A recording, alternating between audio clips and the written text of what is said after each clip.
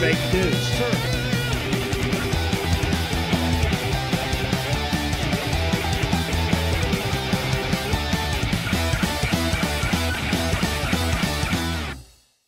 Guten Morgen, Brasília, estamos aqui de volta, eu sou Flávio Morgenstern e você não é. Este, para quem não sabe, é o podcast do Senso Incomum. Neste podcast nós estamos certos, se você discorda, você está errado. Além do podcast, lembre-se sempre, tá, que aqui no Senso Incomum nós estamos com outros vídeos mais curtos, não estamos fazendo apenas o podcast, estamos com alguns outros vídeos mais curtos, pra gente poder comentar sobre outros assuntos, principalmente no nosso canal de livros. Então, segura aí, sabe, se inscreva no canal, ative o sininho, continua seguindo a gente também nos outros vídeos, mande para as outras pessoas, nós dependemos de você para fazer o nosso marketing, então assim, poste nas redes sociais, coloque lá o link, mostre que você está assistindo, dá um print, coloca em todas as suas redes sociais, mande no grupo de Zap da família. É assim que nós vamos crescer, por isso nós precisamos de você, simplesmente de você, para educar o algoritmo do Facebook. Este podcast, como você sabe, é um podcast que nós fazemos com toda a ciência para salvar o Ocidente, exceto, é claro, Vila Madalena e adjacências, e, portanto, nós precisamos de você para chegar no resto do Ocidente, além das 7 pessoas que nos acompanham aqui todo santo dia. Então vamos educar o algoritmo aqui do YouTube, Facebook não, do YouTube, de todas as redes sociais, sempre com uma marquinha lá, falando assim, olha, tem um linkzinho lá, falando, olha, Guten Morgen, esse podcast é legal, tá aqui, olha, siga aqui.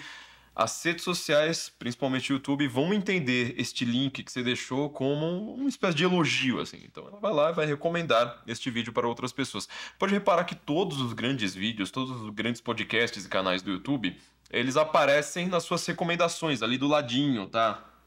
Olha, com essa mão, né? Ali do ladinho, é ali que nós queremos estar. É este o principal foco nosso, é aparecer nas recomendações para todo mundo, e nós dependemos de você. Não há marketing suficiente que nós possamos fazer, né, para chegar ali. Então nós dependemos de você. Além disso, não se esqueça, para continuar o nosso lindo e belo e científico trabalho, tá?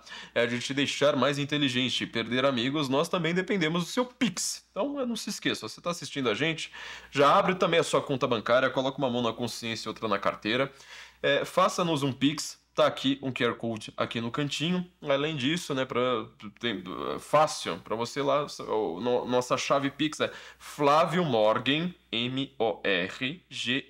Flávio Morgen, @sensoincomum.org.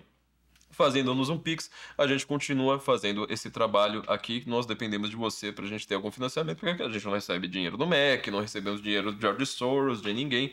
Então, a gente vai continuar fazendo esse trabalho de salvar o Ocidente, exceto Vila Madalena e adjacências, com a sua ajuda. Não se esqueça de nos ajudar, então, de alguma forma. Bom, hoje eu queria falar um pouquinho a respeito de censura. Censura porque ela voltou a ser um tema premente, né, no Ocidente, principalmente a partir de 2020, de alguma coisa que aconteceu em 2020 que ninguém lembra direito o que foi que aconteceu. O mundo mudou, ou seja, você sempre entendeu liberdade de expressão como a possibilidade de você falar alguma coisa, principalmente algo discordante de um governante, de um burocrata, de uma pessoa poderosa, sem ser prejudicado por conta disso. Isso é liberdade de expressão, ou seja, você pode discordar do seu governante, né? Discordar, sei lá, do seu vizinho, discordar de nós, né? Porque quando você discorda da gente, você está errado. A única coisa que vai acontecer com você é você continuar errado. Mas o maior problema é quando você discorda, por exemplo, de um governante. Aí você pode estar certo, mas você vai ser prejudicado. Quer dizer, você pode salvar a sua alma, mas você vai para a cadeia. Você pode ser mais cientificamente correto, mas alguém vai dizer que você é anticientífico. Isso foi sempre o que foi entendido como liberdade de expressão por séculos e séculos e séculos. A partir, no entanto, de 2020, liberdade de expressão significa única e exclusivamente você concordar, reproduzir roboticamente e refletidamente um discurso pronto que venha até você, principalmente pela grande mídia, mas a partir de estudos acadêmicos de grandes universidades, ideólogos imbecis de grandes universidades, e que depois vão dar mais poder ainda para as pessoas mais poderosas possíveis. Eu lembro de uma cena que me deixou bastante famoso, quando eu fui no Pânico. estava lá com o Guga Noblat discutindo sobre o governo Trump, e tava o Ronald Rios, o humorista Ronald Rios, lá na bancada do Pânico. E a gente estava, em algum momento, né, discutindo sobre liberdade de expressão, sempre com esse papo agora, né? Sempre assim, é liberdade de expressão, não é liberdade de agressão.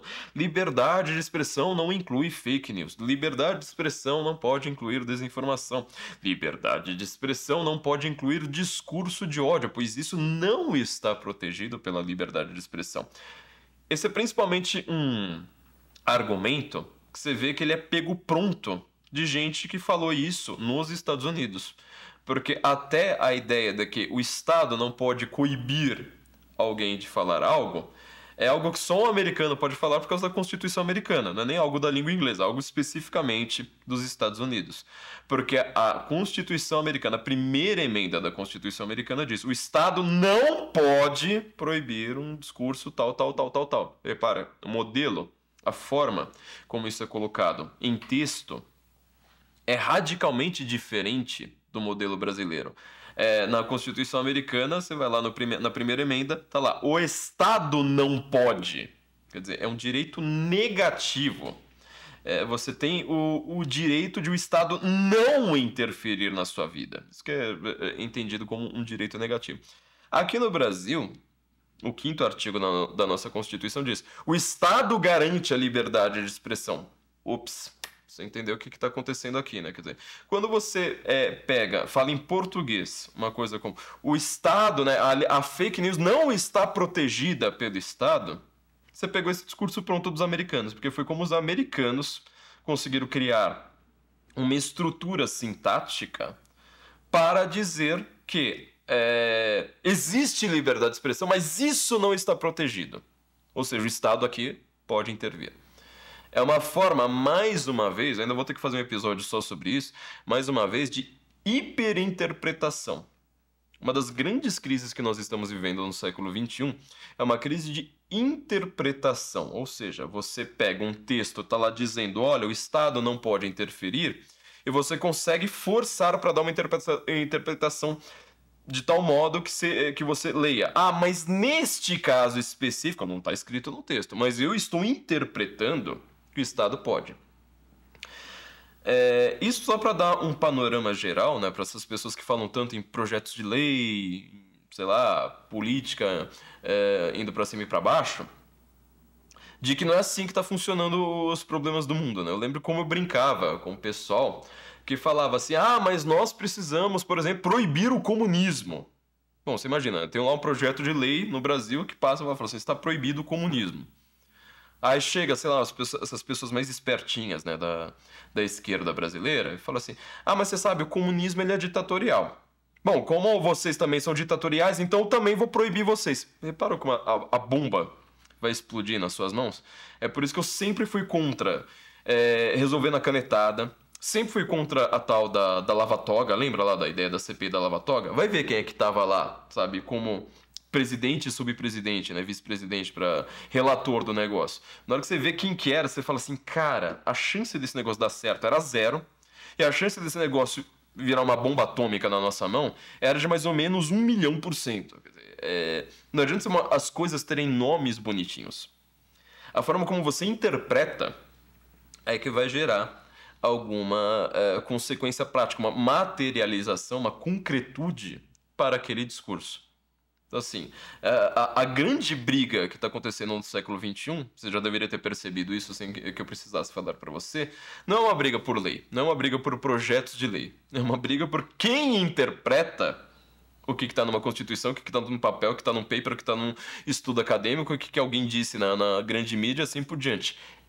Este é o problema, tá? Não é uma coisa de ciências exatas, é um problema muito mais amplo, muito mais difícil, espinhoso e confuso pra gente. Bom, lá no Pânico, o que estava acontecendo? Eu falei até sobre monarquia, né?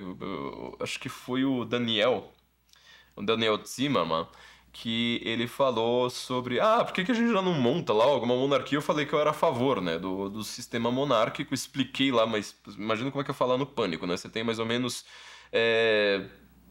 4 segundos para você falar antes de ser interrompido, então tudo de uma maneira bastante confusa ali. Porém, eu tava dizendo, não, a monarquia ela tem algumas vantagens, que forma uma aristocracia de verdade, não uma oligarquia como a nossa, etc. Inclusive, ela garante a liberdade de expressão. Bom, Ronald Hughes, ele uma hora entrou falando que eu era simplesmente uma pessoa... Hoje em dia você chamaria de trumpista, né? Igual você fala bolsonarista. Que eu fico lá defendendo o Trump de todas as formas, né? Não vou reproduzir os termos lá que ele falou.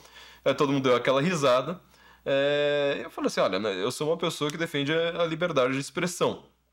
Inclusive, aí eu, curiosamente, né, tava com um livro do John Milton, Areopagítica, que eu tava lendo, peguei assim, né, fiz a menção, assim, sabe, de pegar o livro assim, inclusive, tem mais um livro aqui pra mostrar pra você, que eu iria mostrar justamente como no sistema monárquico, foi dentro de um sistema monárquico, que você teve a maior defesa da liberdade de expressão no Brasil de todos. O Ronald Hughes nem quis me deixar completar o que eu tava falando, né? E simplesmente saiu berrando, me xingando e saiu do estúdio como um grande argumento.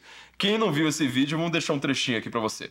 Sendo que qualquer raciocínio de censura, isso sempre teve associado com extrema-direita. Como é que é? Nossa! Não, no militar. Sim. Não, porque, presta atenção. Não, vamos... Meu Deus, que bobagem. Tá falando de história do Brasil, amigo. Vamos falar de livro. História do Brasil. Vamos falar de livro. Você conhece esse livro? Oh, nossa, vai te derreter, vai te derreter. A verdade é que não tem Toma, tem medinho. Passa a impressão que ele Eu vi um livro. Tem medinho de livro. Uma informação. Quer passar a impressão. Baseada aqui no meu livro, eu vou falar um negócio. É por isso que eu sou de esquerda, eu tenho alergia a livro. Vai te catar. Tenho alergia a livro. Apelou. Pelego de cara rico.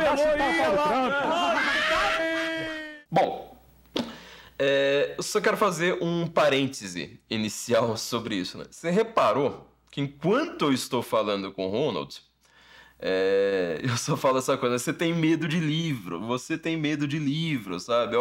Tem página aqui, vai te machucar, olha, esse pessoal, né, de esquerdinha aí tem medinho de livro.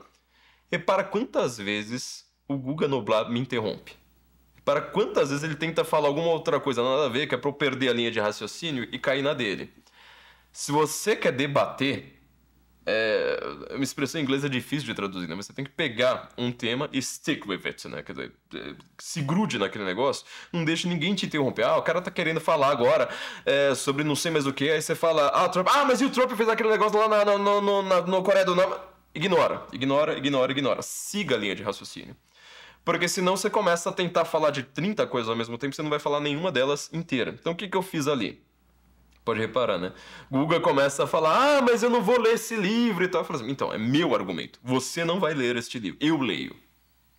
Este é o meu argumento. E vocês têm medo de livro, né? Quer dizer, vocês têm um puritanismo de falar assim, nossa, eu vou pegar uma coisinha aqui pra... Meu Deus do céu, nossa, você não sabe o que eu li na internet. Meu Deus do céu, era uma opinião discordante. Nossa, que coisa, né? Então, eu poderia tentar explicar isso aqui pro Guga, só que eu perderia a linha com o Ronald. Você reparou? Então, assim, tem que ignorar, né? O cara lá cutucando, sabe? Falando com a mão, coisa que eu mais detesto possível, né? Detesto gente que fala encostando.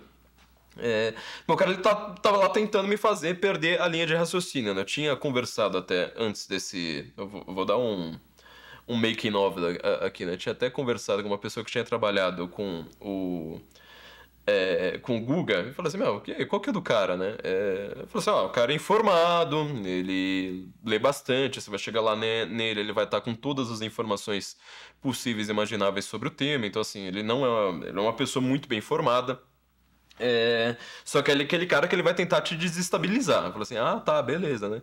E ele falou assim, não tenta puxar um podre dele. Eu falei assim, não, mas você não tá entendendo, eu não tô querendo puxar um podre dele, eu não quero jogar um podre dele. Foi o que ele tentou fazer comigo, né? Com aquele meu famoso processo. Não, eu quero saber como que o cara é emocionalmente. Exatamente do que a gente vai falar hoje, né? Quero saber como que esse cara é emocionalmente. Quer dizer, ele é uma pessoa, vamos dizer, sensata, uma pessoa linear, ou ele é uma pessoa meio amalucada, que joga com caos, entendeu? Ali eu percebi, o cara ele é informado, mas ele é uma pessoa que joga com caos. É uma pessoa que tem uma energia muito grande. Ele vai tentar te jogar, sabe, 30 informações ao mesmo tempo, porque não importa qual você tenha pegado, ele vai tentar falar assim, mas tá vendo, ele não falou das outras 29, portanto ele tá fugindo do debate. Não é assim que se debate, você tem que realmente pegar uma só e vai pra frente. Se você tenta falar das 30 ao mesmo tempo, não dá certo. Vejo muita gente na direita cometendo esse erro o tempo todo em debates presenciais, né? Ou seja, você tenta pegar lá ponto a ponto, tal. Você nunca vai ter tempo o suficiente para isso, tá? Mas por que eu tinha citado esse livro? E assim, eu só citei, né? Levantei o livro e falei assim, olha, né? Eu quero falar sobre este livro, o Ronaldo me interrompeu, virou esse caos aí, virou só uma cena engraçada. Mas o que tinha de interessante aqui? Tinha de interessante que o livro A Areopagítica, na verdade, é um discurso para o parlamento, colocado pelo John Milton, é talvez o maior livro, o maior documento que nós temos, um discurso de verdade, né? Só que assim, discurso para o parlamento britânico, né? Já com 2, 3 séculos aí nas costas, no qual, 3 séculos, no qual o Milton está defendendo a liberdade de expressão dentro de um sistema monárquico. Você não estava falando em democracia naquela época, você tinha mais ou menos a mesma constituição que você tem hoje dentro da estrutura britânica, da estrutura política britânica, com a diferença de que o rei não era simplesmente uma coisa meio, vamos dizer, acessória, né? Uma coisa, um adorno quase estético ali dentro, né? O rei ali, de fato, estava mandando na época. John Milton, que vai ficar muito famoso por escrever talvez o último grande épico moderno, né? O último grande épico que nós temos no mundo, que é Paraíso Perdido, no final da sua vida, ele neste momento, que ele ainda está no começo da sua carreira, ele, curiosamente, ele é uma pessoa que está lá numa Inglaterra, numa convulsão social, talvez alguns dos anos mais violentos da história britânica de todos, que é a história de um país muito violento, né, com guerras e guerras internas também, né, guerras civis constantes. Ele está lá fazendo o discurso defendendo a liberdade de expressão. Por que é tão importante nós entendermos esse contexto histórico? Porque liberdade de expressão, não sei se você lembra dos 2 episódios que nós fizemos sobre o que é um clássico, né, que eu falei sobre clássico, um episódio chamado, de fato, né, o que é um clássico. Depois eu voltei a este tema do T.S. Eliot, comentando também o que o Frank Kermode fala do T.S. Eliot, né, sobre essa definição do que é um clássico. Eu falei, clássico, por definição, ele carrega em seu bojo tudo aquilo que é civilizado.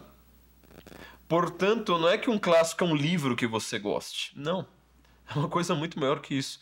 O clássico é pelo que você está morrendo numa guerra. Entendeu? Você dá a vida por uma história passada para você, sabe? A minha cultura é essa. Eu defendo aqui, esses são os meus valores. Isso aqui é meu modo de vida. Isso aqui é meu comportamento coletivo. Isso aqui é o que eu quero passar para os meus filhos. E se você está tentando me impedir de passar para os meus filhos, eu prefiro ir para a guerra, correr o risco de morrer e morrer de fato por aquilo, do que simplesmente falar assim, tá bom, deixa esse livro para lá que eu nunca mais vou falar dele. Isto é um clássico, tá? Então, e o Milton, curiosamente, ele vai escrever um dos grandes clássicos da literatura britânica, talvez o último épico moderno, o último dos épicos, né? O grande épico moderno. Existem épicos, obviamente, posteriores a Milton, mas acho que nenhum chegou à grandeza dele, né? Eu sei que algumas pessoas já devem estar falando, mas e o Tolkien? Não, mas o Tolkien, ele é prosa, ele não é poesia. Quando eu estou falando de épico aqui, eu estou falando especificamente de poesia. O Eliot não para de comentar do Milton o tempo todo, né? No livro O que é um Clássico, no ensaio, uma coisinha curtinha ali sobre o que é um clássico. Ele fala da ideia do Milton o tempo todo. Mas tem alguns problemas aqui, né? O primeiro problema é o seguinte: o Milton, ele é um protestante numa época dos últimos conflitos em que últimos conflitos violentos, né? Aliás, dos mais violentos possíveis, porque só olhar para a Irlanda, ela vai ter conflito sobre isso até na década de 90. Vai ter o IRA lá, para quem lembra, e tal, né? Toda hora tinha alguma encrenca sobre isso. Mas dos últimos grandes conflitos que existiam na Inglaterra entre católicos e protestantes. Então Milton, ele tem uma coisa meio curiosa. Ele está defendendo a liberdade de expressão, mas meio que dando uma excluída nos católicos. Então ele fala assim, olha, tem que entender que eu defendo que as pessoas falem livremente, mas se for uma defesa da Igreja Católica, aí entra em outro patamar. Segundo ponto, e essa é uma das grandes ironias da história, né? O Milton, John Milton, ele trabalhou justamente com uma profissão que é, de certa forma, pior do que a de um censor. Porque ele era, vamos entender, não tinha internet. Você depende ainda da imprensa, você depende de uma tecnologia antiga para você colocar livros em circulação. E ele era uma dessas pessoas que fala assim, olha, eu sou contra, na verdade, você ter um livro impresso, um livro que saiu, e você lá fala assim, pegar aquele livro fisicamente e falar assim, olha, vamos botar fogo, vamos tirar esse livro de circulação de alguma forma. Mas ele não é contra uma coisa anterior à censura. Ou seja, na hora que você é assim, você fala assim, olha, acabou de chegar um escritor aqui querendo, bateu a porta da nossa editora aqui, ele está querendo publicar um livro tal. Ele pode publicar? O Milton, ele trabalhou, ironicamente, justamente com a gente chamaria hoje de censura prévia, né? Mas com aquela forma anterior de olhar e falar assim, olha, sabe essa coisa aqui? Isso aqui a gente tem que proibir. Isso aqui não pode entrar em circulação de forma alguma. Mas isso não se trata apenas de uma editora. Ele faz isso também para o governo. Então, assim, essa é uma das grandes ironias históricas, né? De um discurso que ele é feito pela liberdade de expressão, mas que, assim, já exclui algumas outras possibilidades ali no meio do caminho. Mas isso só para dar um panorama histórico. O que é tão interessante na Areopagítica, né? Hoje... Nossa, eu não canso de ver isso na internet o tempo todo. As pessoas associando, né? Liberdade de expressão é um dos pilares da democracia. Essa frase é verdadeira? Você tem a pegada, ele vai tentar falar assim, mas tá vendo, ele não falou das outras 29, portanto ele tá fugindo do debate. Não é assim que se debate, você tem que realmente pegar uma só e vai pra frente. Se você tenta falar das 30 ao mesmo tempo, não dá certo. Vejo muita gente na direita cometendo esse erro o tempo todo em debates presenciais, né? Ou seja, você tenta pegar lá ponto a ponto, tal. Você nunca vai ter tempo o suficiente para isso, tá? Mas por que eu tinha citado esse livro? E assim, eu só citei, né? Levantei o livro e falei assim, olha, né? Eu quero falar sobre este livro, o Ronaldo me interrompeu, virou esse caos aí, virou só uma cena engraçada. Mas o que tinha de interessante aqui? Tinha de interessante que o livro Areopagítica, na verdade, é um discurso para o parlamento, colocado pelo John Milton, é talvez o maior livro, né, o maior documento que nós temos, um discurso de verdade, né, só que assim, discurso para o parlamento britânico, né, já com 2, 3 séculos aí nas costas, no qual, 3 séculos, no qual o Milton está defendendo a liberdade de expressão dentro de um sistema monárquico. Você não estava falando em democracia naquela época, você tinha mais ou menos a mesma constituição que você tem hoje dentro da estrutura britânica, da estrutura política britânica, com a diferença de que o rei não era simplesmente uma coisa meio, vamos dizer, acessória, né? Uma coisa, um adorno quase estético ali dentro, né? O rei ali, de fato, estava mandando na época.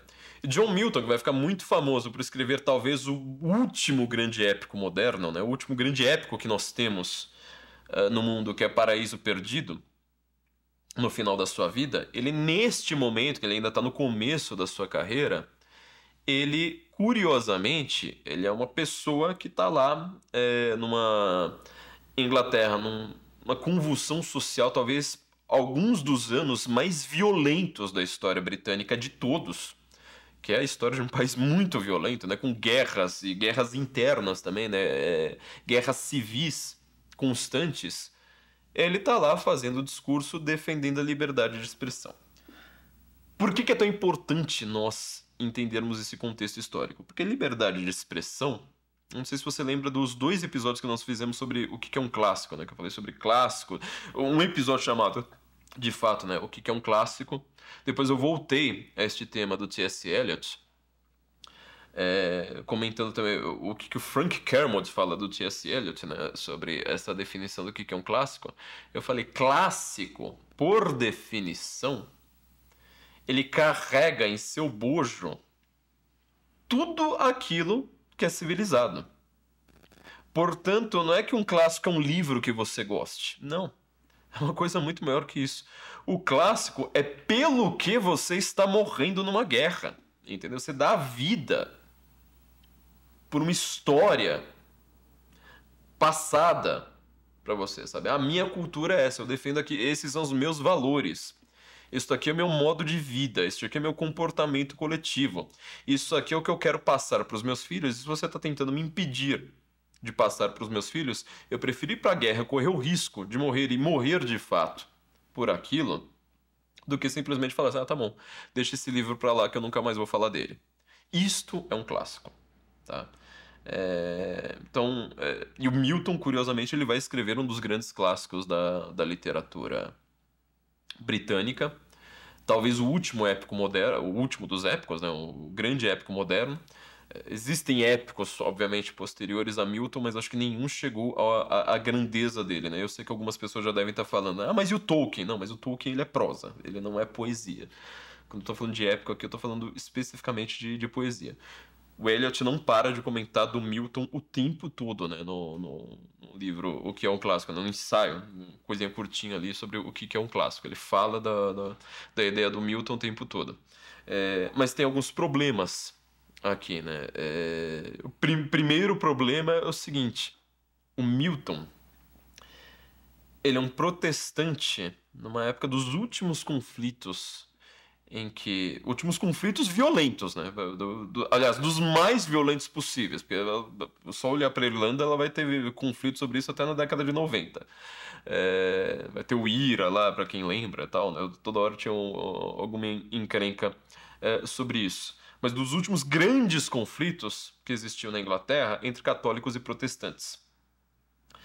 Então Milton ele tem uma coisa meio curiosa. Ele está defendendo a liberdade de expressão, mas meio que dando uma excluída nos católicos. Então ele fala assim, olha, tem que entender que eu defendo que as pessoas falem livremente, mas se for uma defesa da Igreja Católica, entra em outro patamar. Segundo ponto, e essa é uma das grandes ironias da história, né? O Milton, John Milton, ele trabalhou justamente com uma profissão que é, de certa forma, pior do que a de um censor. Porque ele era, vamos entender, não tinha internet. Você depende ainda da imprensa, você depende de uma tecnologia antiga para você colocar livros em circulação. E ele era uma dessas pessoas que fala assim, olha, eu sou contra, na verdade, você ter um livro impresso, um livro que saiu, e você ir lá falar assim, pegar aquele livro fisicamente e falar assim, olha, vamos botar fogo, vamos tirar esse livro de circulação de alguma forma. Mas ele não é contra uma coisa anterior à censura. Ou seja, na hora que você é assim, você fala assim, olha, acabou de chegar um escritor aqui querendo, bateu a porta da nossa editora aqui, ele está querendo publicar um livro tal. Ele pode publicar? O Milton, ele trabalhou, ironicamente, justamente com a gente chamaria hoje de censura prévia, né? Mas com aquela forma anterior de olhar e falar assim, olha, sabe essa coisa aqui? Isso aqui a gente tem que proibir. Isso aqui não pode entrar em circulação de forma alguma. Mas isso não se trata apenas de uma editora. Ele faz isso também para o governo. Então, assim, essa é uma das grandes ironias históricas, né? De um discurso que ele é feito pela liberdade de expressão, mas que, assim, já exclui algumas outras possibilidades ali no meio do caminho. Mas isso só para dar um panorama histórico. O que é tão interessante na Areopagítica, né? Hoje... Nossa, eu não canso de ver isso na internet o tempo todo. As pessoas associando, né? Liberdade de expressão é um dos pilares da democracia. Essa frase é verdadeira? Era exatamente o argumento que eu queria desenvolver ali com o Ronald Hills, mas acabou virando uma cena mais engraçada e eu deixei aquilo ali pra lá, né? Logo depois de falar de monarquia. Não. Não, não, não, não, não, não. O século XX é o século da democracia, o século que se abandona os regimes monárquicos, o século que você dá uma pá de cal ali, sabe? Coloca o último prego no caixão das últimas monarquias, da velha ordem dos grandes impérios. Por isso que eu falo sempre da Primeira Guerra Mundial, né? Eu falo assim, olha, se você quiser entender a Primeira Guerra Mundial como uma das coisas mais complexas que eu já vi na história, o ponto mais superficialzinho ali que você consegue entender sobre isso é falar assim, olha, antes existia monarquia, tipo, a Europa inteira praticamente, né? Tinha pouquíssimas exceções ali que não eram monarquias naquele momento. Quando você termina a Primeira Guerra, principalmente com a entrada dos Estados Unidos, tem lá uma negociação lá entre sociedades secretas, governo estranho ali nos Estados Unidos, sabe? Você vai ter toda essa movimentação para você acabar com as monarquias e você colocar outros sistemas no lugar, tá? Século XX, então, é o século da democracia. Você abandonou a velha ordem, você abandonou as monarquias, você não tem mais rei em quase lugar nenhum, né? Foram poucas as monarquias que sobreviveram, boa parte delas bem simbólicas, né? Muito mais simbólicas do que efetivas de fato. Monarquia britânica, monarquia, sei lá, na Noruega, por exemplo, é uns países que não influenciam em nada os rumos da geopolítica global. Porém, ele também é o século da censura. É um século que novas formas de censura vão aparecendo. Knut Ledin, que para mim aliás, também é alguém obsessivo com a Primeira Guerra Mundial, tal como eu, né? Mas um dos meus gurus da política, ele fala exatamente isso. As pessoas, ele começa o seu livro The Madness of the Heart falando isso, né? Ele fala assim, as pessoas, por exemplo, vão lá e falam assim, a liberdade de expressão dos pilares da democracia. Democracia é uma forma de poder no qual você determina aquilo que é uma política por maioria de votos. Se a maioria das pessoas votaram, olha, eu quero colocar uma censura aqui, eu quero impedir, por exemplo, que livros de judeus, livros de negros, livros de sei lá o quê. Pensa no século XX, a bizarrice que foi aquilo, né? Se a maioria fala assim, olha, eu quero acabar com isso aqui, é democrático. Juntou as duas coisas numa só e bola pra frente. Então, a primeira coisa que nós precisamos entender aqui sobre John Milton.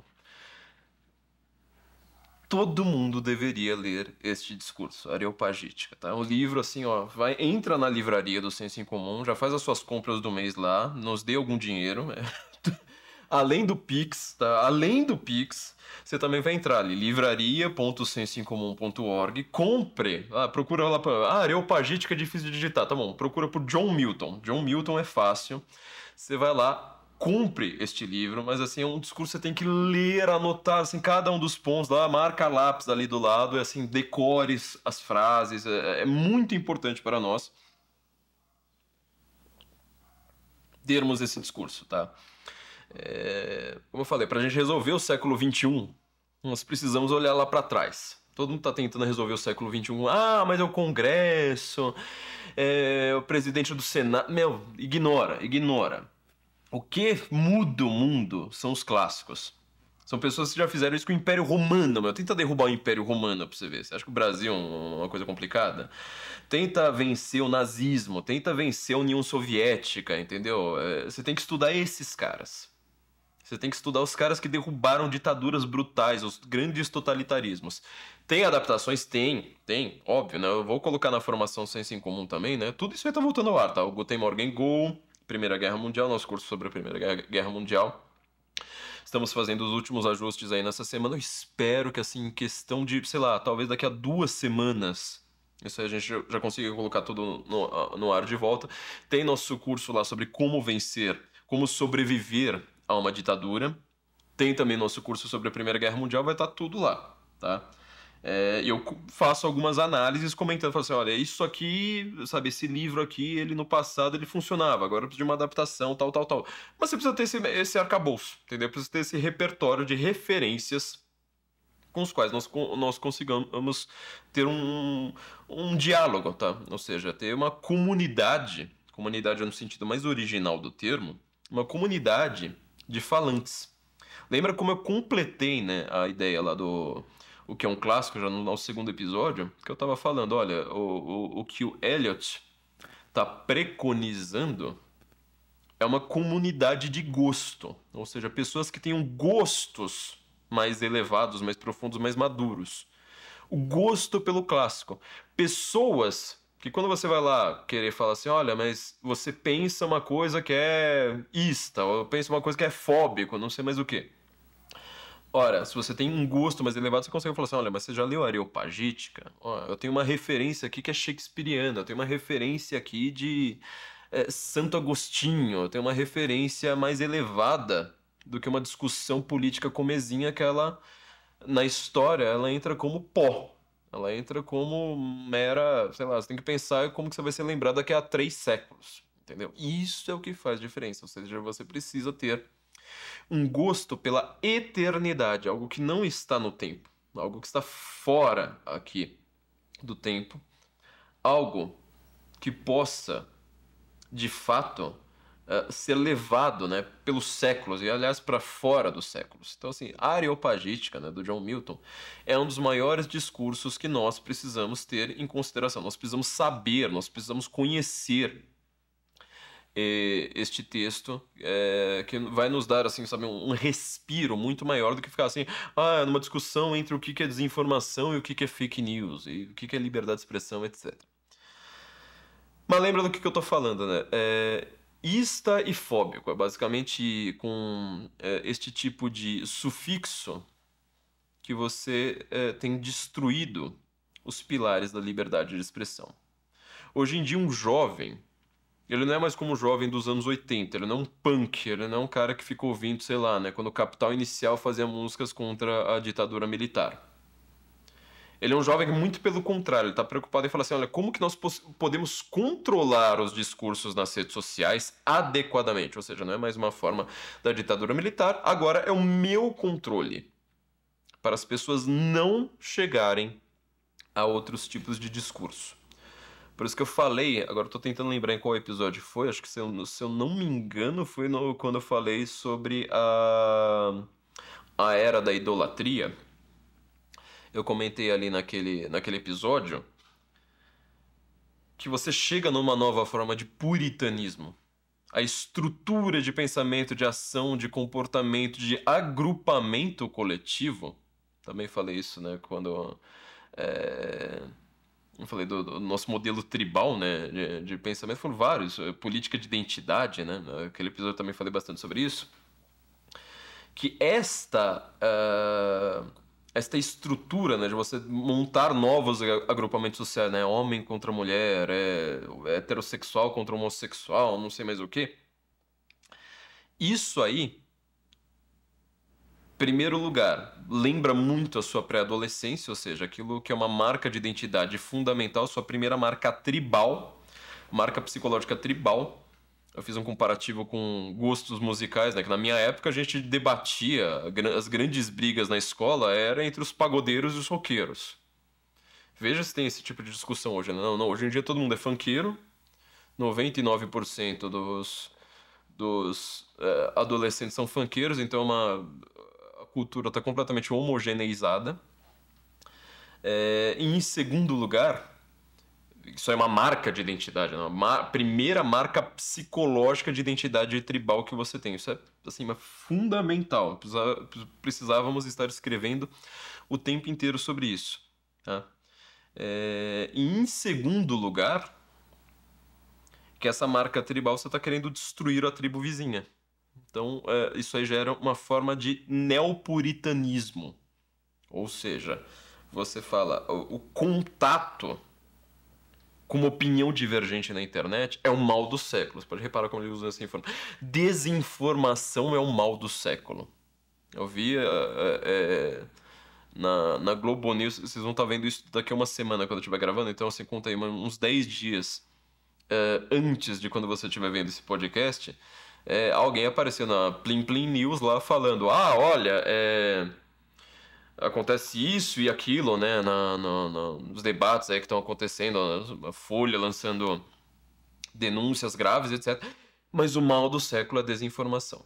Bom, se o mal do século é a desinformação, todos os métodos são válidos para você combater a desinformação. Então você destrua todas as liberdades individuais, ignore a Constituição, ignore todo o rito necessário para você ter um processo adequado, porque o mal é a desinformação. Então se você viu lá um desinformante no meio da rua, daqui a pouco vão estar lá falando assim, você pode esfaquear, você pode, sei lá, dar um tiro nele, não importa, porque o mal do século é a desinformação.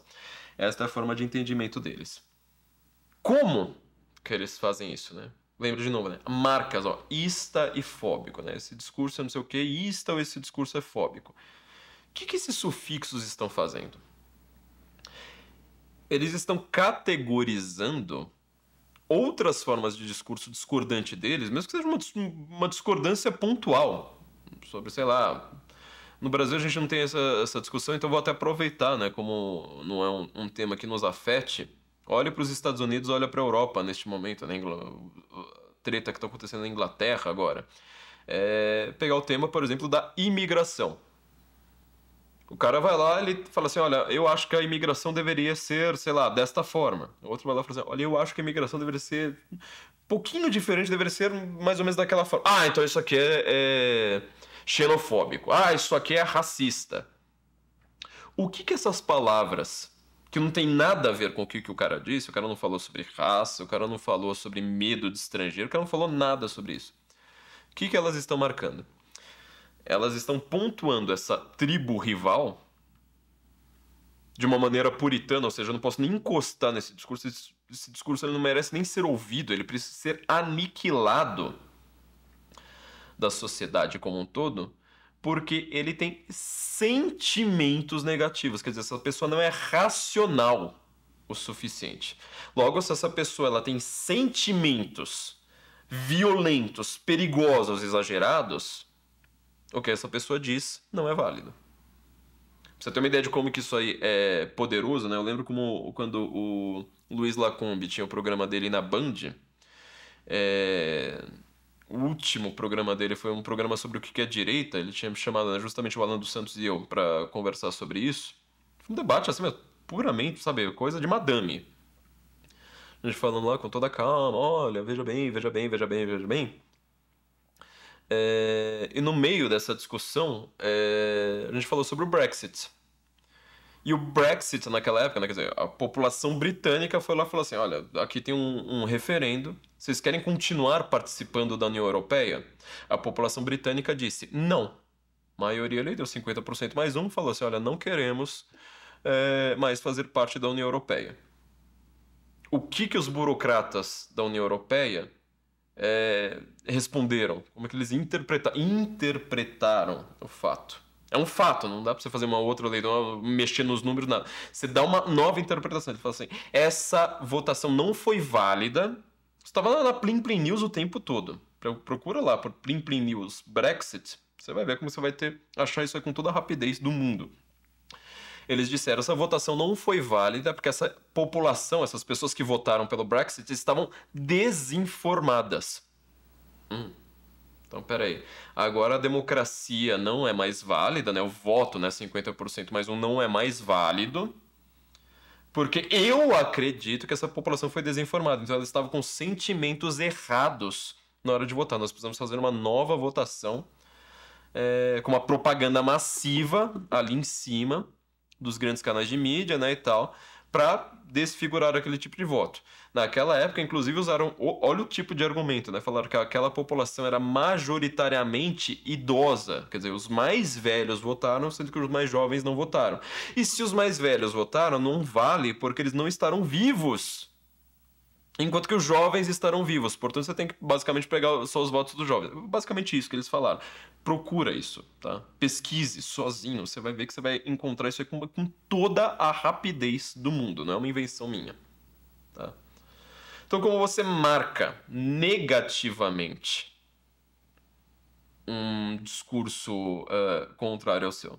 Você coloca assim, eu sou uma pessoa racional, eu sou uma pessoa bem informada, eu assisto Plim Plim News o dia inteiro, portanto eu sou uma pessoa genial. Quem que precisa de John Milton? Quem precisa de Shakespeare? Quem precisa dos grandes clássicos da literatura? Quem precisa analisar como ruiu o Império Romano? Quem precisa analisar como a democracia de Péricles na Grécia, ela durou só 80 anos? Menos na prática, né? Não, isso aí é coisa do passado. O que eu preciso é de uma população que esteja informada pelos meios que eu determino para que então ela vote da forma como eu quero. Ainda mais se eu sou uma pessoa poderosa. Uma coisa curiosa, só fazendo um parêntese rápido aqui, foi esse... Não quero falar tanto sobre essa palavra, mas foi como eles usaram o termo desinformação. Desinformação era um termo usado única e exclusivamente pela direita no mundo. Única e exclusivamente pelos conservadores. Porque os grandes mestres da desinformação no século XX foram os russos, foram os soviéticos. A desinformação, já falei isso aqui em algum outro episódio aí pra trás, né? Tem um livro do Mihai Pacepa, né? Um romeno, que ele era um espião, ele espionava a vida privada das pessoas ali na ditadura romena, e ele foi um defector, como é que fala defector? Desertor. Ele foi um desertor, ele falou assim, olha, tô em crise de consciência, não quero mais fazer parte desse Bereguenites aqui, e eu vou denunciar o que a ditadura romena fazia. Inclusive, ele comenta sobre o Brasil, comenta sobre Dilma Rousseff, etc., no seu livro Desinformação.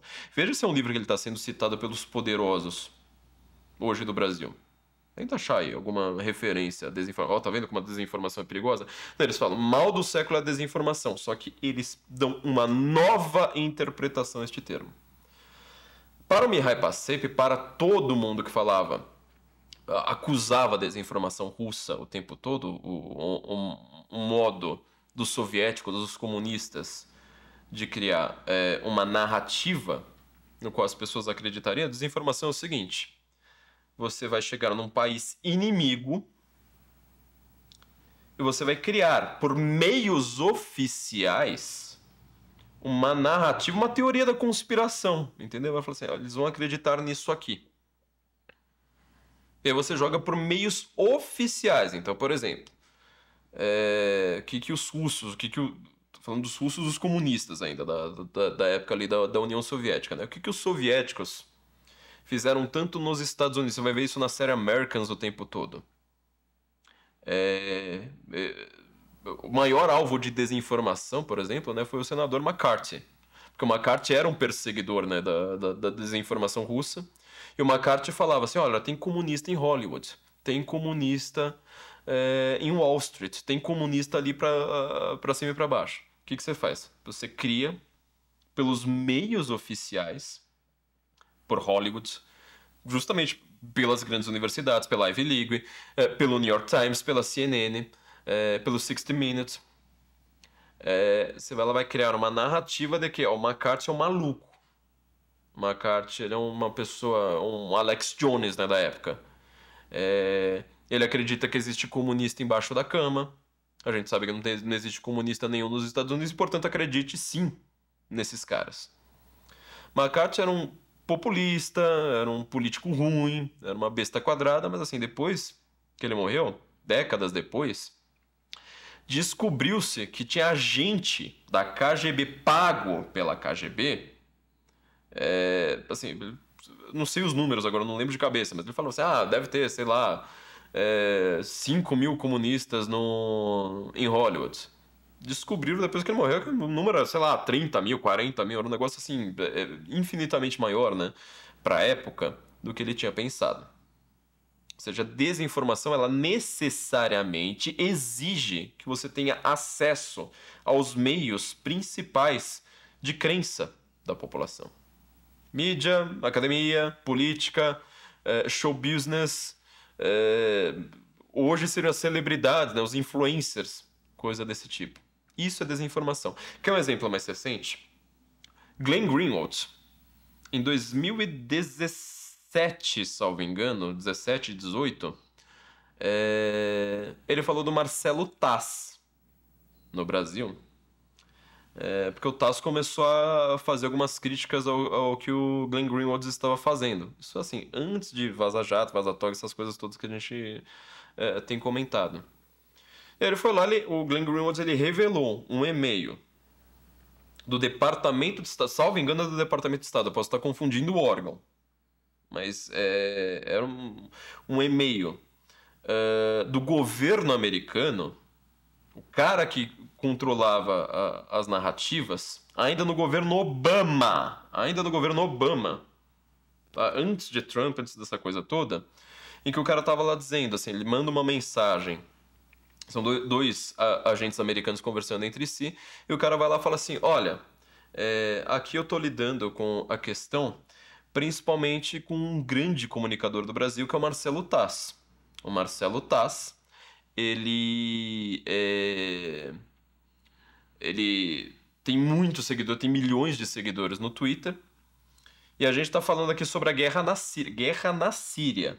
Lembra de quantos podcasts eu fiz sobre isso na época?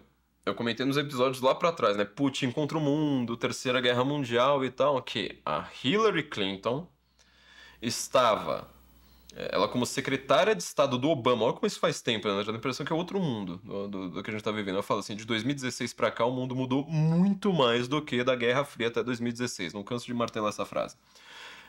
A Hillary Clinton tinha como medida para a CIA, no caso da Síria, derrubar o Bashar al-Assad. Só que tinha um problema. As forças contrárias ao Assad, que era um ditador desgraçado, blá, blá, blá, aquela coisa que a gente já sabe, incluem o Estado Islâmico. Quer dizer, você tem o Estado Islâmico de um lado, você tem o Assad de outro, que ela fala, precisa derrubar o Assad. Muito parecido com a política americana que eu tô falando, democrata, lá da Primeira Guerra, lembra?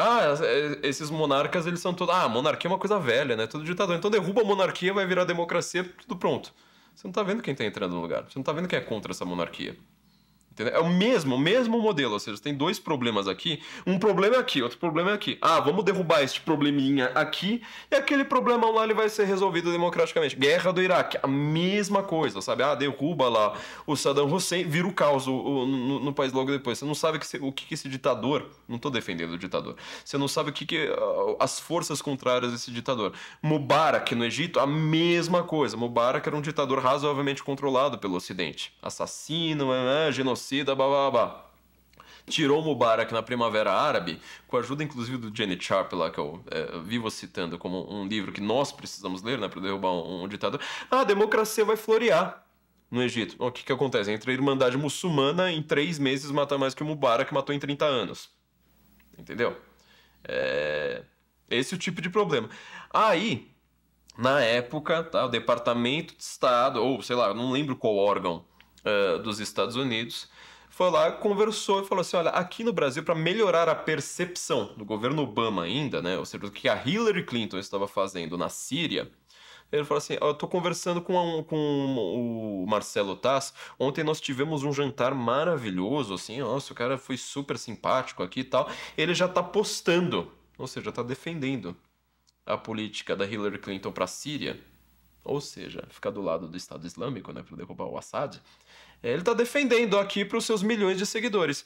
É uma coisa pontual, mas isso aqui talvez já dê uma ajuda para a gente. Isto é desinformação. É um meio oficial, é um meio grande, é um meio de respaldo. Entendeu? Isso é de fato você aplicar desinformação. Agora, sai procurando na internet hoje o que é desinformação. Você vai ver, desinformação são as pessoas comuns numa rede social. Isso que a gente precisa combater. E aí, de novo, né, esse istifóbico, agora ignorando um pouco a desinformação, que é um termo um pouquinho mais requintado, eles vão sempre se focar nesse istifóbico, ou seja, vou tratar a população como a patuleia ignara, as pessoas mais burras que existem possíveis, que elas precisam ser doutrinadas na nossa doutrina. E aquelas pessoas que não conseguiram ser doutrinadas, que não estão reproduzindo o discurso da Plim Plim News, nós vamos chamá-las de racistas, de homofóbicas, de xenofóbicas, de, sei lá, machista, de não sei mais o quê. Ou seja, você está separando pessoas supostamente racionais, elevadas, né, uma casta privilegiada, daqueles que são todos desdentados. Veja como as pessoas descrevem o eleitorado do Trump. O eleitorado do Trump, de novo, uma narrativa, uma pequena narrativa, uma teoria da conspiração que foi colocada. São todos desdentados. Eles são caipiras, eles não vivem em Nova York, eles vivem eu até ouvi num podcast de esquerda uma vez, né? Um cara falou assim, ele vai pra um lugar estranho, tipo Maine, né? Porque o Maine realmente tem pessoas, né? Não tem civilização no Maine, onde já se vê uma coisa como essa, né? Só perguntar pros Estados Unidos, você fala de Maine, sei lá, né? Imagina você falar isso sobre o Brasil, né? Você sabe pra onde que eles estariam apontando. O tamanho do perigo do que o cara tava lá dizendo. Você vai pra um lugar estranho, tipo Maine, aí as pessoas não assistem CNN. Aí, né? Elas votam no Trump porque eles são caipiras, são desdentados que se casam com as próprias irmãs. Sério, assim, pesquisa isso, principalmente em inglês, você vai ver quanta referência você vai achar sobre isso. Então essas pessoas, elas são xenofóbicas, racistas, supremacistas brancos, ó, sempre os istas lá, sempre uma marca de que essas pessoas não têm racionalidade. O que elas têm? Sentimentos exagerados. Só que a gente tem um problema aqui. Eu vou fazer uma pesquisa aqui rápida sobre a palavra discurso de ódio. Vou ler aqui para vocês algumas coisinhas que eu achei sobre discurso de ódio. Ó. Lendo aqui, aspas.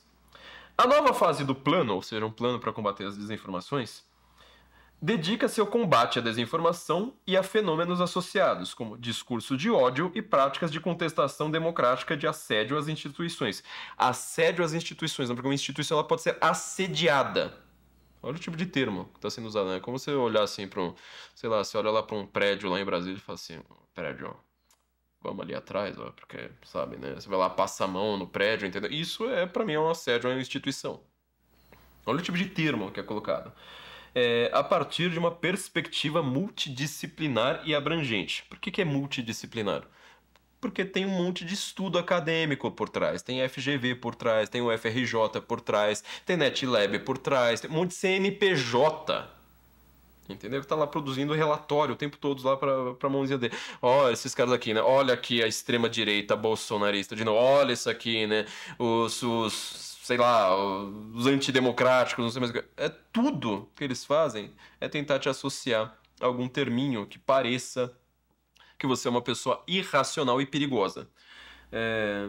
Aqui falando também, né? Ressaltou também o intuito de que as pessoas possam divergir em relação aos fatos, ou seja, eles determinam o que são os fatos. Sem a criação de narrativas falsas que deem sustentação às suas crenças. Ó a preocupação com as narrativas. Aspas. Uma causa que precise de ódio e de mentira normalmente não poderá ser uma causa boa, afirmou, né, uma pessoa aí.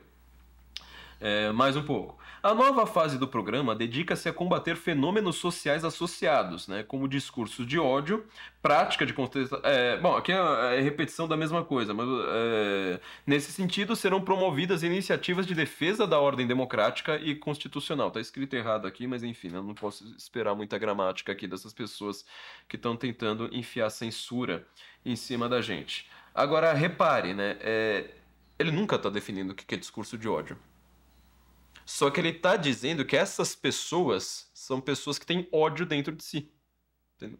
Olha o tamanho do problema, tá? Ou seja, se você tem ódio, eu preciso te censurar. Onde já se viu uma coisa como essa? Seu sentimento, tá? Porque precisa ser controlado. Eles estão querendo controlar de fato uma informação? Ou seja, combater desinformação com informação? Ou eles estão querendo saber qual que é o seu sentimento em relação àquilo? Porque se você discorda, você tem ódio no coração. Você reparou que ele parece aquela véia chata, sabe? Que te dava bronca, sabe? Amiga da tua avó que apareceu na tua casa e ficava metendo bedelho na tua vida? Isso aqui é uma coisa de véia fofoqueira, entendeu? Mais aqui uma outra coisa. Os discursos de ódio, os hate speech, né? Aquela coisa toda, né? Eles pegam no Twitter a seguinte frase, aspas. A podridão dos sentimentos dos homos afetivos levam-se ao ódio, ao crime, à rejeição. Continuando lá depois, né? Alguém vai lá e fala assim, consideraria razoável que o princípio da dignidade da pessoa humana impusesse um mandamento ao legislador, ou seja, né?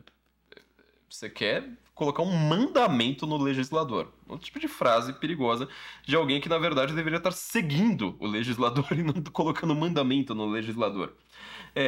Para que tipificasse condutas que envolvam manifestações de ódio, de hate speech. Mas a verdade é que essa lei não existe, de modo que eu acho que vulneraria princípios que nós consideramos importantes se a própria jurisprudência, punisse criminalmente alguém sem que uma lei claramente defina essa conduta como ilícita. Ou seja, que importa a lei? Que importa que não está em lugar nenhum? Tá? Nós vamos lá punir de alguma forma, né?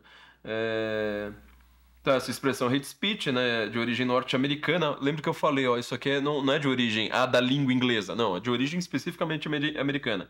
Pode ser entendida na língua portuguesa como discurso de ódio, tal.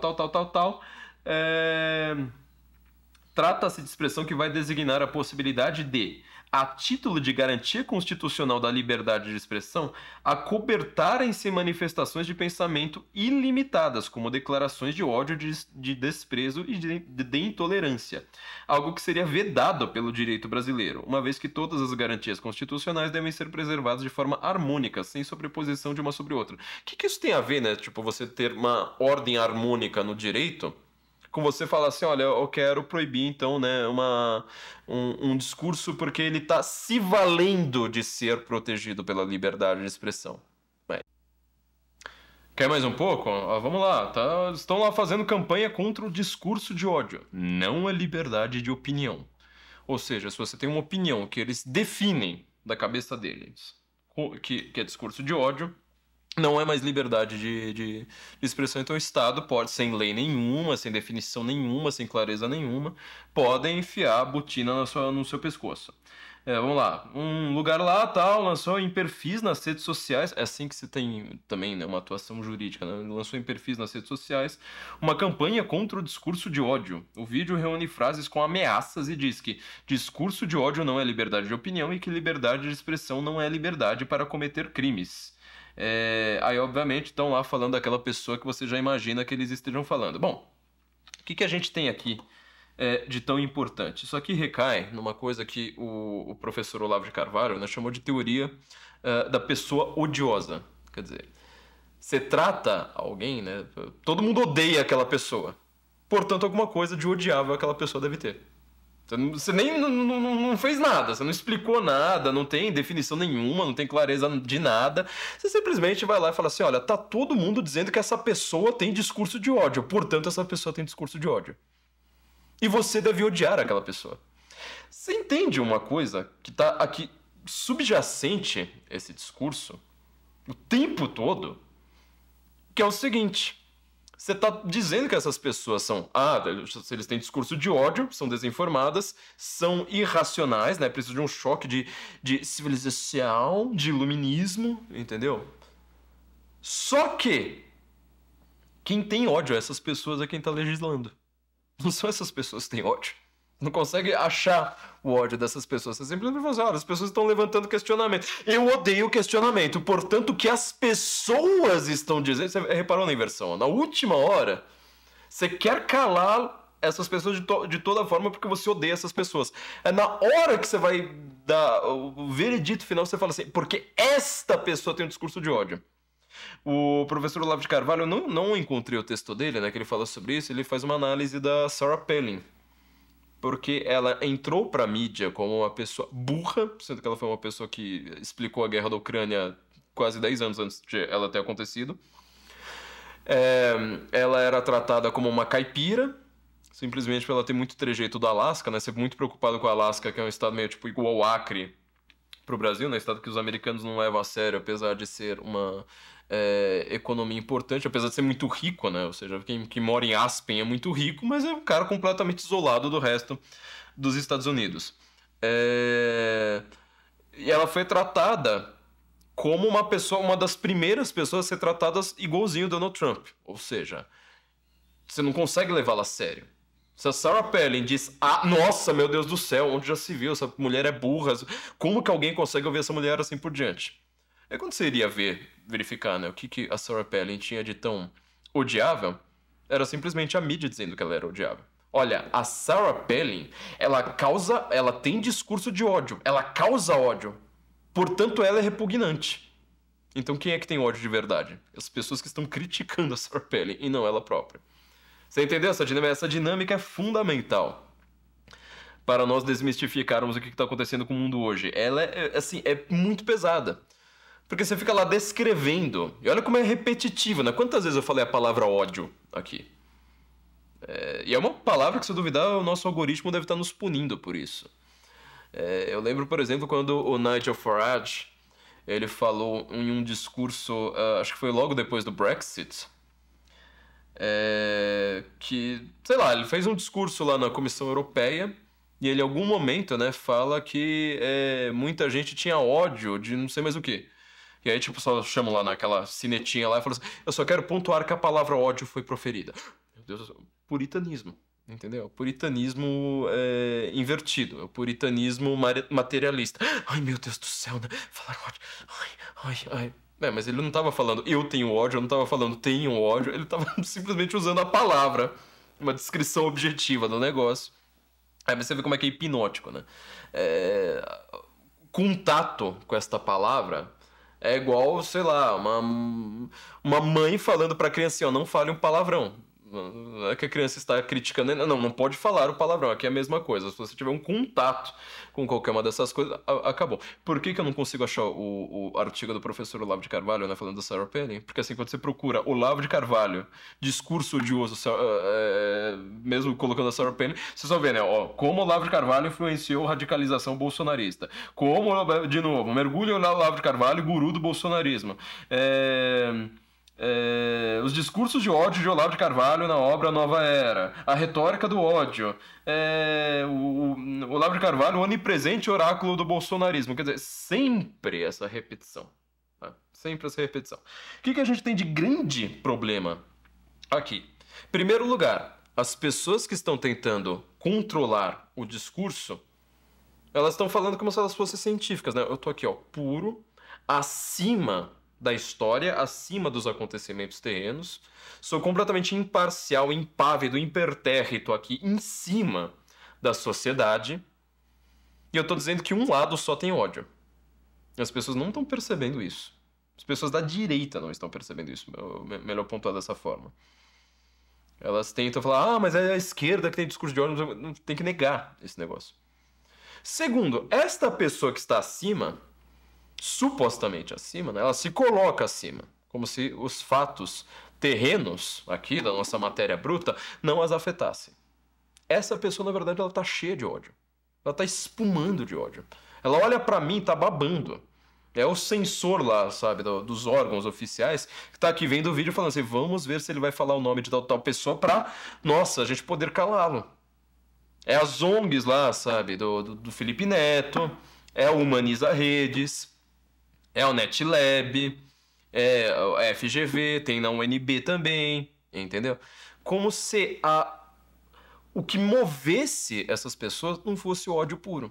Não fosse uma vontade de destruição, não fosse niilismo, sabe? Essas pessoas, elas parecem, sei lá, o sonho do homem ridículo, né? Do Dostoiévski. Assim, o cara vai passando tudo atrás dele, vai virando caos, vai virando desordem, vai virando destruição, sabe? Famílias desfeitas, privadas entupindo, entendeu? É isso.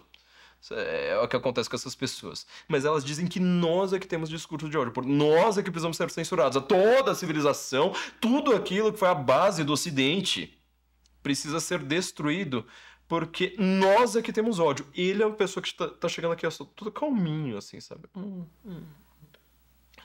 Detalhe fundamental, né? Professor Gad Saad, que ele escreveu A Mente Parasita, outro livro que eu recomendo para todo mundo.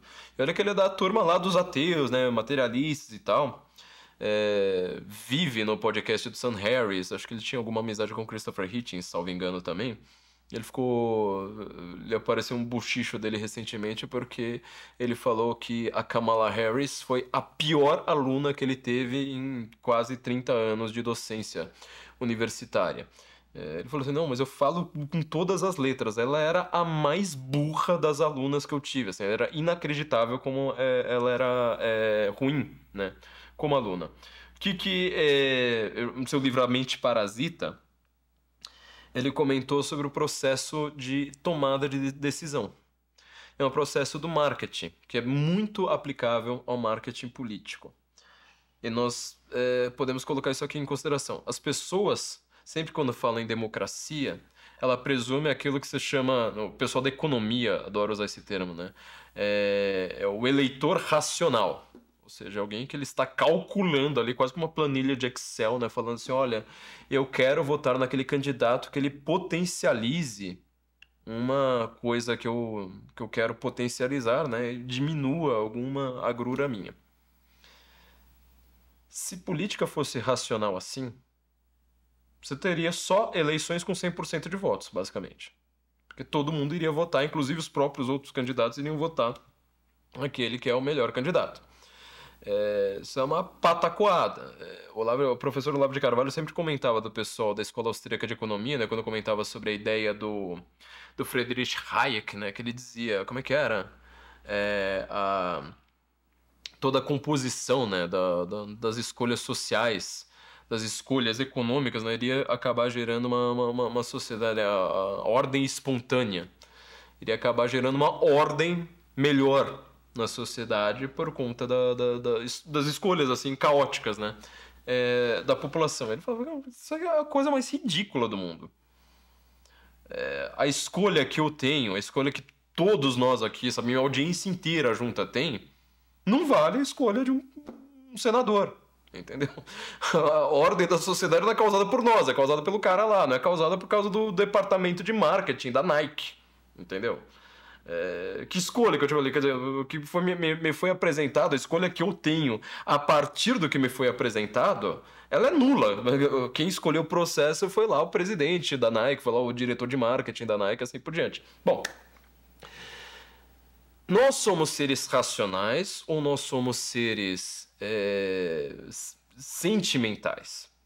Você pode reparar, esse discurso que eu acabei de ler, que ele tá criticando o tal do discurso de ódio, mas assim, como se ele fosse puramente científico. Como se não estivesse falando de palavras de pessoas que estão morrendo de ódio da gente. Que querem censurar. Quem é que quer censurar? Alguém que tem ódio. Alguém cujos sentimentos, cuja inteligência emocional é nula. É alguém que, assim, o cara vai dormir falando como que eu posso prejudicar outras pessoas. Esses caras são igualzinho o vilão do Homem-Aranha. Eles são idênticos.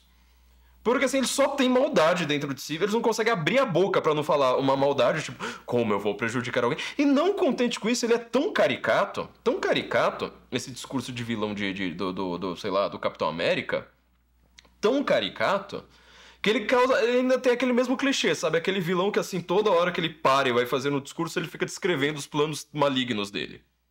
Ele nunca consegue ter uma sutileza de pensamento, sabe? Fala assim, olha, eu acho que não sei o quê. Querem te dizer uma coisa e na verdade tá fazendo outra. Tipo o Alexander Dugin, sabe?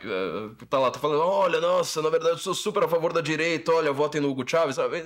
Ele não é um cara igual o Dugin. Ele é um cara que ele vilão caricato, sabe, do Superman, que o cara vai lá, senta na mesa e começa a descrever os planos malignos dele. Eu vou censurar, eu vou destruir, eu vou acabar com você, não sei mais o que, porque olha, meu plano agora vai começar assim, vai chegar ali nas redes sociais e blá, blá. Assim, vilão de sessão da tarde, de filme de sessão da tarde, tem mais camadas de personalidade construídas do que alguém que fica o dia inteiro falando em regulamentar as redes sociais. São pessoas, de fato, que quando você pensa assim, que sentimento que essa pessoa tem dentro de si? Será que é alegria? Será que ele tá triste com alguma coisa? Será que ele tem alguma, sei lá, dubiedade sentimental, sabe? Uma incerteza dentro de si? Não, é puramente ódio. O cara acorda assim e tem ódio. Gad Saad, ele fala a mesma coisa, por exemplo, do Obama. Ele fala assim, olha, o Obama é um cara que fala calmo, fala todo quietinho, assim, sabe? Todo trejeito universitário. Alto, magro, galante, né? Típico presidente americano. Presidente americano não pode ter menos de 1,85 m, uma regra que já analisaram. Você nunca vai conseguir ter alguém baixo sendo presidente americano, porque é meio que uma norma ali da sociedade. O Obama lá, todo alto e tal, fala tudo polícia. Nunca... Tenta imaginar o Obama falando bravo. Não, um sorriso de ponta a ponta. Sabe? Oh. E o que o Obama tá preconizando? A calmaria. Fala assim, não, gente, pode deixar a sociedade aí tranquilona, eu tô aqui, sabe, só observando. Não, o Obama é o cara que ele tá querendo a guerra na Síria. O Obama é o cara que ele tá querendo regulamentar tudo. O Obama é o cara que ele não quer que você tenha privacidade em ordem. Entendeu? É o cara que ele é soft. Entendeu? Ele tem um discurso soft. Parece uma propaganda de travesseiro, né? Lendo lá o teleprompter, falando daquela forma maviosa, né? Todo auricular e tal. E ele tá preconizando a destruição do Ocidente. É simplesmente isso. As pessoas preferem o Obama ou Donald Trump? Donald Trump, que é um cara marrento, briguento. Quando eu li o livro... Como é que chama? América... Acho que foi traduzido como América Debilitada, se não me engano, né? O livro do Donald Trump. Ele comenta que ele quis que toda a publicidade dele... Acho que no primeiro mandato, mas ele manteve igualzinho agora na sua tentativa de segundo mandato, fosse com cara de bravo. Falaram pra ele, sorri. Ele falou assim, eu não vou sorrir pra capa do meu livro. A América tá uma desgraça, então eu quero fazer a cara assim... Sabe, toda hora com aquela cara marrenta e tal. Quem é que não interfere na tua vida? O Trump. Tipo, o cara que tá lá, sabe, tirando sarro de tudo, não consegue falar uma coisa, sabe, sem se envolver numa polêmica, não quer fazer isso, entendeu? Então, assim, quem que é o político mais complicado pra gente? É justamente aquele cara mais soft, tá? Barack Obama, quando ele foi eleito, 8 dias de mandato dele foi o final da escolha pro Prêmio Nobel, né? Para as inscrições pro Prêmio Nobel. Deram Prêmio Nobel para Barack Obama pelo seu primeiro mandato, ou seja, 8 dias de governo. Ele ganhou o Nobel da Paz pelo que ele iria fazer. Ou seja, guerra na Síria, manutenção da guerra do Afeganistão, desastre completo, que foi a geopolítica do Obama. Mas ele é mavioso, entendeu? Então, assim, ele ganha o Nobel da Paz por uma coisa que ele não fez. O Trump, ele foi lá tentando diminuir a atuação americana no Afeganistão, só que ele não tirou todas as tropas de uma vez, né, para entregar o país pro Talibã, igual fez o Biden. Ele foi tentando diminuir, ele falou assim, não quero guerra com a Rússia, aí vai lá e é chamado de conluir com a Rússia. Ele falou, não quero envolvimento, sei lá, no Iraque, não sei mais onde, não quero, sabe, sair jogando bomba ali nos aliados de Israel. Não quero. Eu quero, tipo, evitar a Terceira Guerra Mundial. Meu Deus do céu, como o Trump é um cara perigoso, né? Porque um dia se viu ele tirar sarro de jornalistas da CNN. Então, o que acontece? Se você tem uma inversão violenta e tosca, porque você diz que as pessoas que você odeia, elas são odiosas. Portanto, elas é que devem odiar. E, portanto, se elas devem odiar, elas devem ser silenciadas com o seu ódio. Esse é o tipo de jogada fundamental. O marketing político ele está inteiramente construído nesse tipo de coisa. Você pergunta para um jovem hoje, vai lá e fala assim, jovem, você é a favor de regulamentar as redes sociais? O cara vai falar, sou, porque tem muito ódio nas redes sociais. Aí você vai ver o tipo de post que ele faz, eu odeio os bolsonaristas, eu quero uma facada no Bolsonaro, eu queria, sabe, colocar a cabeça do cara. Fala assim, então, jovem, e se na verdade for, tipo, por exemplo, um bolsonarista que seja chefe do setor de desinformação? Ups.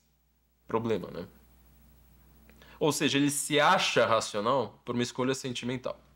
Não contente de ser uma escolha sentimental, ela é uma escolha tribal. Aquilo que eu estava dizendo, quer dizer, ele associa seus sentimentos ao pertencimento a um grupo.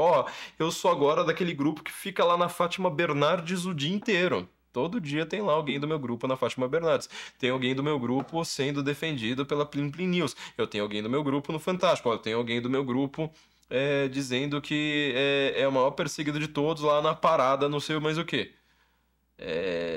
Você vê que é o mesmo tipo de inversão, né? O cara tá falando o tempo todo, eu sou a minoria, eu sou excluído, ninguém presta atenção em mim, a sociedade não me ouve, não sei mais o que, então eu vou pertencer a esse grupo para todos os holofotes estarem em cima de mim. O que isso significa? Que essa pessoa, ela na verdade, ela não é nem um pouco racional. Esta é uma pessoa tal como um censor, um ditador, os tiranos que estão com a botina em cima da gente, ela é uma pessoa histérica. Sabe o que significa hister em grego, né? É útero. Quer dizer, é uma característica que os gregos entendiam como da mulher maluca. A gente falou no episódio do Rei Leão, né, sobre a crueldade efeminada, ou seja, além da narcotirania que nós temos, nós fizemos um episódio inteiro sobre a narcotirania, uma continuação ali falando sobre a crueldade efeminada, uma coisa muito própria das 2 últimas décadas. Você tem sempre uma espécie de hipersensibilidade sentimental. Tudo é mais do que puritanismo, né? Uma hipersensibilidade, você não pode ouvir nada, você não pode, sabe, as pessoas não podem falar algo longe de você que você quer. Em primeiro lugar, bisbilhotar. É a véia, sabe, véia encalhada. Tá 30 anos sem dar uma bimbada e tá lá, tipo, ó, preciso prejudicar a vida dos outros por vingança. Por conta disso, ela quer lá, busca apreensão, quer ficar vendo a privacidade de todo mundo. E ela também... ela quer te punir, não por algo que você tenha feito, mas por algo que afete os sentimentos dela. Ó, eu não gosto de você. E ela te pune também, além de ser pelo eu não gosto, por algo impreciso. Aquela velha discussão, né, de você falar, eu tô gorda, sabe? Cai no reino da imprecisão. Uma escolha racional, seja por um candidato, seja por um marketing mais simples, sabe?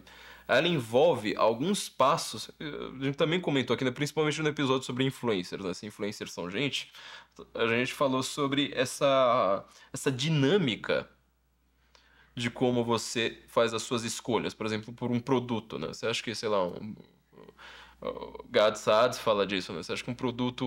o cara tá vendendo um perfume, vai aparecer lá um cara de jaleco de Harvard falando nosso perfume, ele colocou não sei quantos 0,0,1 miligramas de tal coisa, agora tem um outro componente químico, não sei mais o que, ele se chama maltodextri, blá blá blá, VB 6,9x. Você acha que é assim? Ou você acha que vai apresentar uma mulher toda chique, galante, falando francês, se oferecendo, sabe? Quase com as tetas de fora e falando, olha... e falando alguma coisa, né? Tipo, exposure, lust, sabe?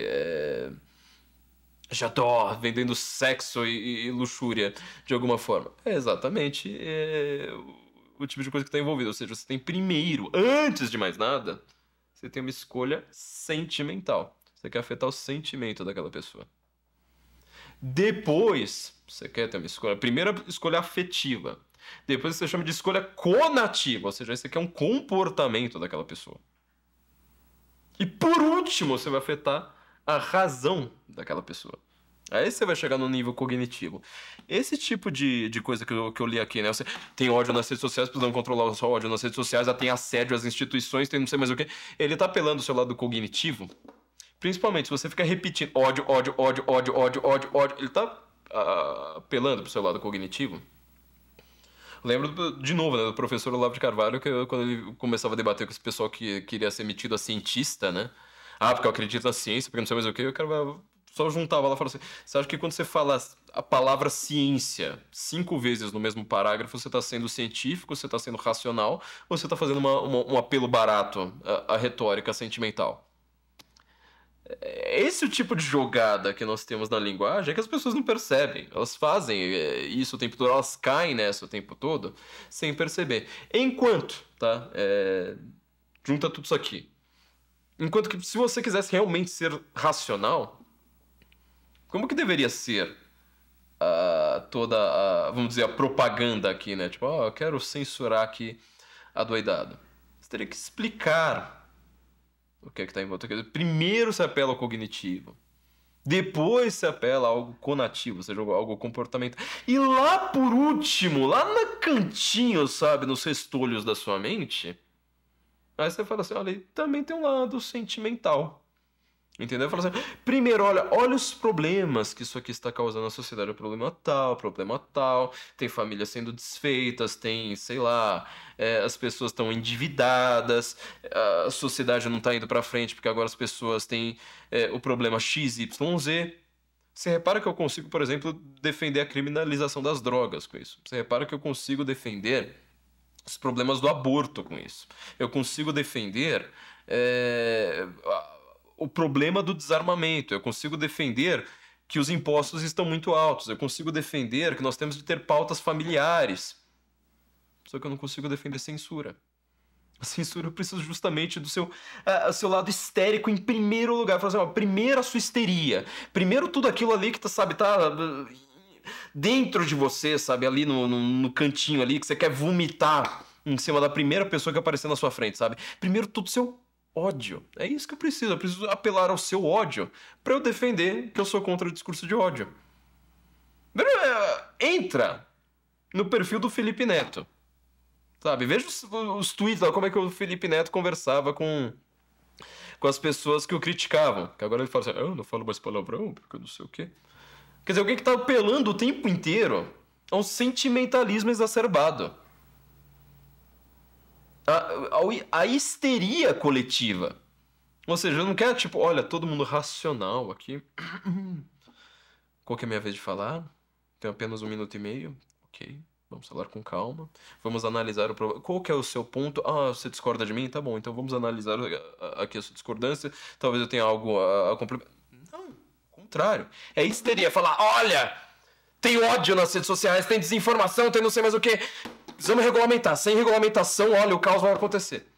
É um apelo primordial, aquilo em que teoria da linguagem, né, se chama linguagem enfática.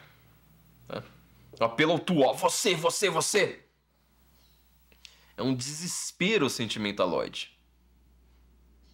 É desespero mesmo, ou seja, não é só não ter esperança, né? Você fala assim, olha, tem um desespero completo. Você precisa estar completamente, assim, apartado de qualquer outro liame que você tenha com qualquer outra pessoa pra você cair nesse tipo de discurso. Ah, vamos sair censurando ali a torta direito, olha, vamos colocar todo o meu poder ali pra gente prejudicar os outros, porque aí nós, minha tribo, é que vai ser a superior. Olha como eu sou bonzinho. Portanto, eu vou falar isso falando, humaniza redes. Sou do NetLab, acabei de ter um estudo científico aqui falando do ódio nas redes sociais. Como eu sou bonzinho. Eu quero acabar com o ódio odiando todo mundo, ou seja, censurando todo mundo. Este é o modelo de censura atual. O modelo de censura, hoje, é você falar que aquelas pessoas... Eu odeio meu vizinho. Então o que eu falo? Eu falo, ele promove ódio a mim. Eu preciso ir lá e calá-lo. Porque ele é que tem ódio. Ó, tô aqui. Tô aqui na minha. Ele ali foi lá, falou... não achei nada que ele falou. Bom, então faz uma busca e apreensão. Invada a intimidade dele. Faça uma quebra de sigilo. Vá lá buscar alguma coisa nas redes sociais. Ah, não encontrou? Seja criativo. Risos. Entendeu? Este é o modelo de censura do século XXI. É um modelo histérico, é um modelo... sabe? Que quer falar em nome da civilização. Só que é um modelo, na prática, de pessoas que têm ódio dentro de si. De pessoas que você fala assim, mas como é que eu vou conviver na sociedade com gente que beira a sociopatia? Uma turma que você fala assim, cara, esse cara com uma faca na mão, numa noite escura, sabe? Que ninguém veja, ele é capaz de matar a todos nós. Capaz de matar, exatamente isso. O Melk da Formação do Imaginário, uma vez ele fez uma análise bastante curiosa sobre um anime, aqueles desenhos japoneses, esse bem gótico, bem dark, bem pesado, chamado Death Note, né, a Nota da Morte. Eu não consegui terminar de ver o anime até hoje, né? Tem uma hora que ele se perde muito no roteiro, mas ele começa como uma das coisas mais sensacionais, assim, possíveis. Ele fala assim, cara, isso aqui vai ser a melhor série já feita na TV. Tem uma hora que ele se perdeu, eu acabei não conseguindo terminar até hoje. Mas a ideia é a seguinte. O melhor estudante do Japão, ou pelo menos da cidade onde que ele tá, ele recebe um caderno. Ele acha um caderno, sei lá. E lá tem um aviso. Se você escrever o nome de qualquer pessoa neste caderno, esta pessoa vai morrer. E da forma como você quiser, na hora que você quiser. Se você vai lá, coloca lá, tipo... Jair Bolsonaro atropelado por um ônibus sexta-feira, 3 horas da tarde. Acontece. Vai lá, começa a perceber isso. E ele é o estudante mais inteligente, né, do Japão. Ele começa a matar tudo quanto é assassino. Ele vai lá, coloca lá o nome dos assassinos e fala assim, olha, eu quero sair me livrando dos assassinos. Meio que um inquérito secreto, né? Basicamente essa ideia. E... dá a impressão, tipo, ó, eu tô limpando a sociedade, né? Eu tô me livrando ali, sabe, dos serial killers, dos psicopatas. Olha que coisa linda que eu tô fazendo. Qual que é o problema com isso? Só que ele vai aumentando. Ele vai aumentando, sabe? O nível das mortes, o grau de dor que a pessoa vai sentir, assim por diante. E aí chama a atenção da polícia. A polícia precisa entender como é que essas pessoas estão morrendo e começa a investigar. E aí, o que é sensacional deste anime é que vira uma coisa meio como se fosse um diálogo socrático entre duas pessoas que não estão conversando, porque eles chamam um cara genial, espécie de hacker, né? Genial, para encontrar o dono do caderno. Dois gênios, assim, cada um analisando o passo um do outro ali.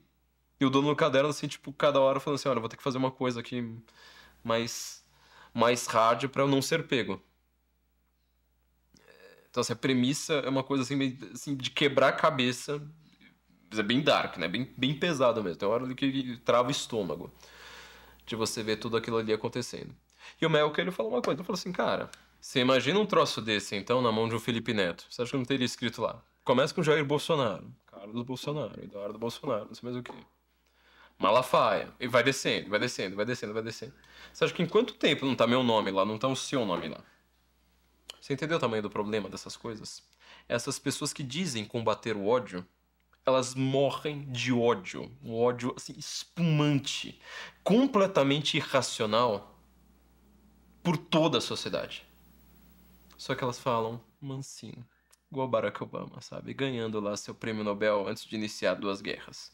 Aí o Trump que para as guerras, vai tentando diminuir as guerras. Nossa, este é um monstro louco, psicopata, que vai deixar a inflação no alto e vai todo mundo fugir dos Estados Unidos e todas as minorias vão morrer enforcadas.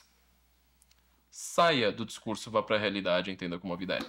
Gente, não se esqueça de nos fazer um Pix, nós dependemos de você para continuar fazendo esse trabalho aqui no Guten Morgen. Acompanhe os outros vídeos aqui do Senso em Comum, ó, Pix. Flávio Morgen, nós dependemos disso, ó, não deixa a gente sem dinheiro, por favor. Flávio Morgen, MORGEN,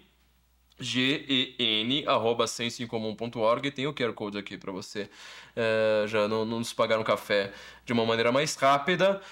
Se inscreva no canal, mande esse vídeo, sabe? Poste nas redes sociais. É muito importante ter esse link aí para tudo quanto é lado pra gente educar o algoritmo. Se você quiser anunciar também aqui no Senso em Comum, manda e-mail aí, flaviomorgan@sensoincomum.org.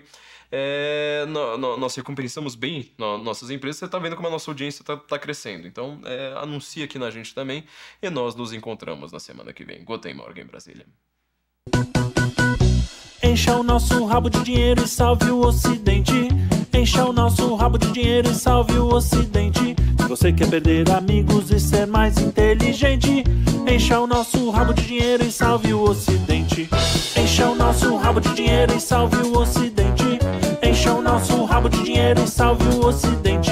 Se você quer perder amigos e ser mais inteligente, encha o nosso rabo de dinheiro e salve o Ocidente. Encha o nosso rabo de dinheiro e salve o Ocidente. Encha o nosso rabo de dinheiro e salve o Ocidente. Você quer ficar bonito, garboso e eloquente, estar sempre correto, indubitavelmente, contar boas piadas esporadicamente, fazer aquele crush, te amar perdidamente. Enche o nosso rabo de dinheiro e salve o Ocidente.